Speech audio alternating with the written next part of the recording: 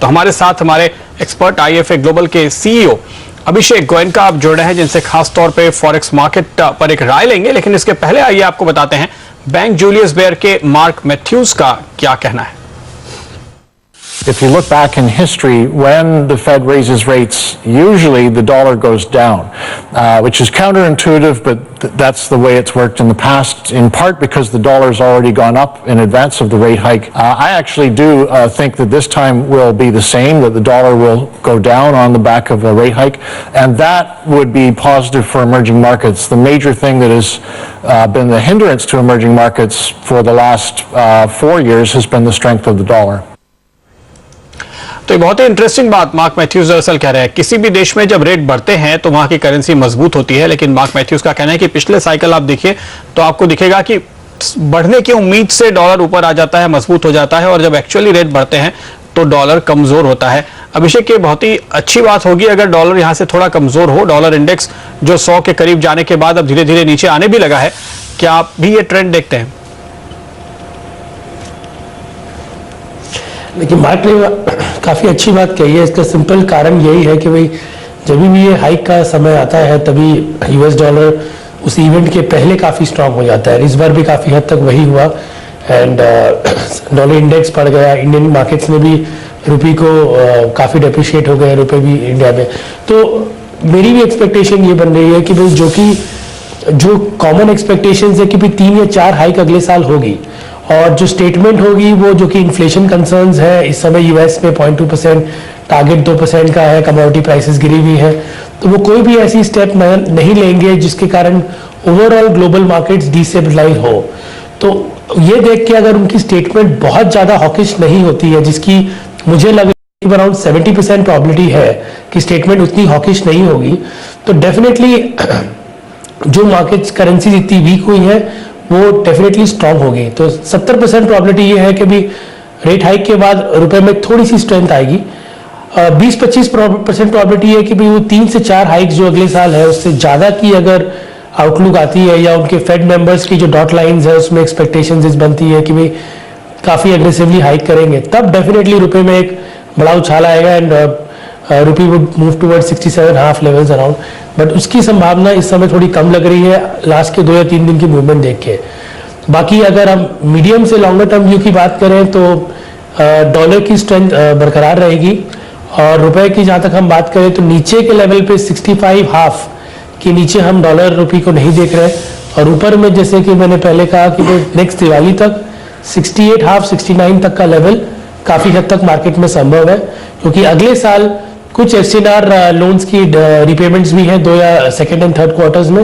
साथ साथ में ओवरऑल जब इंटरेस्ट रेट्स US में बढ़ेंगे तो चारों तरफ के जो पैसे हैं जो इस समय चारों तरफ फैले हुए हैं, कुछ हद तक काफ़ी हद तक पैसा US में भी जाएगा। तो और यूरोप में जो कि प्रिंटिंग का सिनेरियो है और इंटरेस्ट रेट्स नेगेटिव ही चल रही हैं, तो वो इंटरेस्ट रेट पैरिटी के कारण डॉलर इंडेक्स में तेजी रहेगी। तो आने वाले समय पे अगले 1 साल डॉलर में स्ट्रेंथ रहेगा। शॉर्ट टर्म में डेफिनेटली करेक्शन की संभावना है, बट ओवरऑल लॉन्गर टर्म में डॉलर में स्ट्रेंथ बरकरार रहेगा। लेकिन अगर फर्ज करें कि ब्याज दरें 1/4% से कम बढ़े या फिर इस बार भी टाल दें तो क्या होगा? तब तो फिर शायद एक रुपया पूरा करेक्ट करेगा। आई थिंक तब फिर मार्केट शायद जो लेवल्स की मैं बात कर रहा हूँ 65.5 और 65 70 80 लेवल्स के आसपास, वहाँ तक रुपए को जाने की संभावना है, और ओवरऑल मार्केट्स में काफ़ी बड़ी उछाल आएगी world over. And but at the same time ये जो करेक्शंस आएंगे, ये करेक्शंस अगेन एक शॉर्ट टर्म के लिए रहेंगे, बट ओवरऑल स्ट्रैटेजी मैं फिर मेंटेन रखूंगा कि भाई buy on dips is the strategy. जो इंपोर्ट क्लाइंट्स हैं उनको अगर इस समय मार्केट्स में 66 का लेवल मिल जाए तो डेफिनेटली एक लॉन्ग डॉलर पोजीशंस बनानी चाहिए, और जहाँ तक एक्सपोर्टर्स का सवाल है शॉर्ट टर्म करेक्शन से ना घबराएं, क्योंकि ओवरऑल डेप्रिसिएशन का ही ट्रेंड है मार्केट में।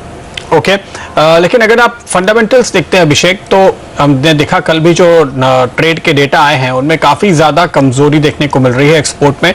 उसको देखते हुए जैसे कि आपने भी कहा कि लॉन्ग टर्म ट्रेंड आप रुपए में कमजोरी का देखते हैं। 68.5 68.50 के एक टारगेट आपने रख भी दिए हमारे सामने, तो क्या अगले 6 महीने साल भर के दौरान 70 से नीचे के लेवल भी दिख सकते हैं, ऐसा लगता है इस ट्रेंड को देखते हुए?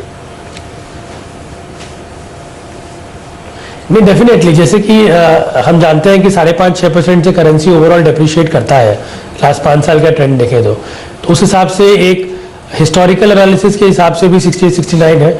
उसके अलावा जो एक बहुत बड़ी फैक्टर जो इस समय प्ले कर रही है वो है चाइना की ट्रेंड। अगर आपने लास्ट 1.5 महीनों का नंबर देखा करेंसी की, तो वो करीब 2.5% डेप्रिशिएट कर गया है, और ये साल करीब 3.5% डेप्रिशिएट कर गया है।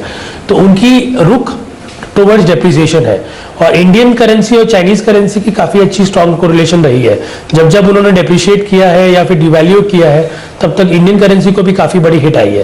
तो ये भी एक फैक्टर है जो हमें समझना पड़ेगा। प्लस जैसे कि मैंने कहा, नेक्स्ट ईयर काफी आउटफ्लोज है, और कॉर्पोरेट डेट में भी काफी स्ट्रॉन्ग यूएस डॉलर की कॉम्पोजिशन है इस समय। तो अगर एफसीएनआर फ्लोज के डॉलर बाइंग होती है प्लस कॉर्पोरेट की डॉलर रिपेमेंट्स होती है, तो डेफिनेटली रुपए में एक वीकनेस नजर आना चाहिए। हाँ, जो कि फंडामेंटल की आप बात कर रहे हो, तो डेफिनेटली हमारे इन्फ्लेशन नंबर्स, फिस्कल नंबर्स या करंट अकाउंट नंबर्स उतने खराब नहीं है, और ओवरऑल एक प्रो गवर्नमेंट है जहां पर हम सोचते हैं जीएसटी का बिल पास हो जाए। तो उस टाइप की इंफॉर्मेशन के कारण एक शॉर्ट टर्म स्ट्रेंथ रुपया में नजर आ सकता है। बट ओवरऑल अगर हम देखें तो मुझे इंटरनेशनल फैक्टर्स को भी वेटेज देना पड़ेगा, जो इस समय करेंसी मार्केट्स के लिए सबसे इंपॉर्टेंट होता है। वो है इंटरेस्ट रेट डिफरेंशियल्स, जो इस समय यूएस के फेवर पे है। तो डेफिनेटली यूएस में पैसा जाएगा। ओके, शुक्रिया आपका। लेकिन एक अच्छी बात जो यहाँ पर निकल कर आ रही है अनिल, वो